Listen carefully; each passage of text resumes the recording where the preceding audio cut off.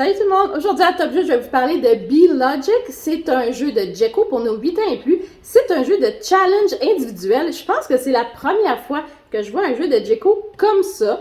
Donc, j'ai bien hâte de vous le montrer. Et puis, est-ce qu'on est capable de réaliser ces challenges? Je vous dis ça tout de suite. Alors, le jeu vient avec 30 cartes challenge et 10 pièces en bois, dans le fond. Les cartes challenge comprennent des challenges faciles, moyens et difficiles. Donc, vous pouvez le voir à l'arrière avec la quantité d'étoiles que l'on voit ici. Et le but est bien sûr de compléter les parties qui sont grisâtres. Et pour ce faire, il faut compléter les abeilles. Et une abeille complétée est une abeille comme ceci. Donc, on a la tête et la queue à l'arrière. Donc, disons qu'on va essayer le challenge numéro 1. Ce qu'il faut faire d'abord, c'est qu'il faut placer sur le plateau tout ce que l'on voit. Donc, comme ceci. Et ça, c'est le challenge numéro 1.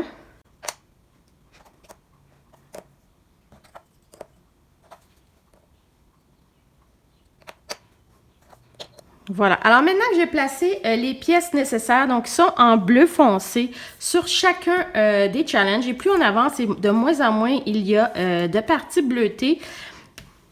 Alors là, ce qu'il faut faire, il me reste 4 pièces et je dois les placer aux bons endroits pour compléter, bien sûr, les abeilles. Donc, je crois que celle-ci irait là pour compléter mon abeille. Ensuite, j'ai une queue ici. Là, j'ai une tête. Et ma dernière abeille, voilà, comme ceci. Et j'ai complété mon puzzle, si on veut. Alors, on va essayer un peu plus compliqué, disons un niveau 2. Alors, encore une fois, on commence par remplir ce que l'on doit remplir, donc les parties bleu foncé.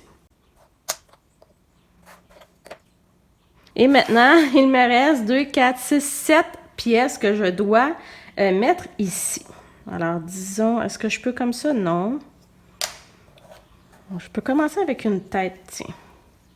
Celle-ci, elle a une tête comme ceci, ça semble bien. Non, ça, c'est pas la bonne. Voilà. Alors, il me reste ceci à compléter, donc j'ai 2 abeilles à compléter. Définitivement, une dans le coin, puisque j'ai une tête seule. Je crois que je vais faire ça. Est-ce que je peux mettre là? Non. Ah, peut-être comme ceci. Et oui, voilà. Alors, j'ai complété le challenge numéro 14. Alors, ça sera à vous de voir quel niveau de difficulté vous voulez faire.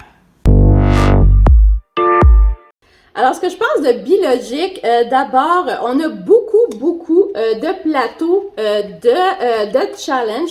Et ce que j'aime, c'est qu'ils sont classés par catégorie, dans le fond, du plus simple au plus complexe.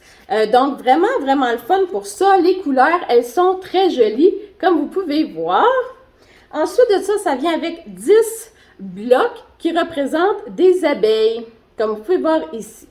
Et ce que je pense de ça, en fait, j'ai quelques petits côtés négatifs, pas négatifs, mais que j'aurais peut-être préféré voir. D'abord, j'aime pas vraiment la tête de l'abeille. Ça, c'est un goût personnel. Donc, l'abeille, c'est comme ça qu'elle est représentée, la tête, les ailes et la queue. Mais bon, ça c'est mon goût à moi, malheureusement. Ensuite de ça, j'aurais beaucoup aimé que les plateaux de challenge soient à l'intérieur d'une boîte. Parce que ce que je me suis rendu compte, c'est que des fois, quand on se trompe, on doit déplacer les pièces qu'on a remis précédemment et ça fait que ça bouge tout au complet. J'aurais aimé ça que ça soit plus encadré, comme on peut le voir dans certains jeux Smart Game où ils ont beaucoup l'habitude de mettre ça dans des boîtes de plastique, si on veut. Et je trouve ça que c'est beaucoup plus pratique. L'autre chose, c'est qu'une fois qu'on a posé les pièces bleu foncé, dans le fond, ces pièces-là, on ne peut plus les déplacer par la suite. Par contre, une fois qu'on en a tout placé et qu'il dit quelque chose qui ne fonctionne pas, il faut retirer des pièces, à ce moment-là, on ne les voit pas. Lesquelles entre, par exemple, entre celle-ci ou celle-là a été placée originellement.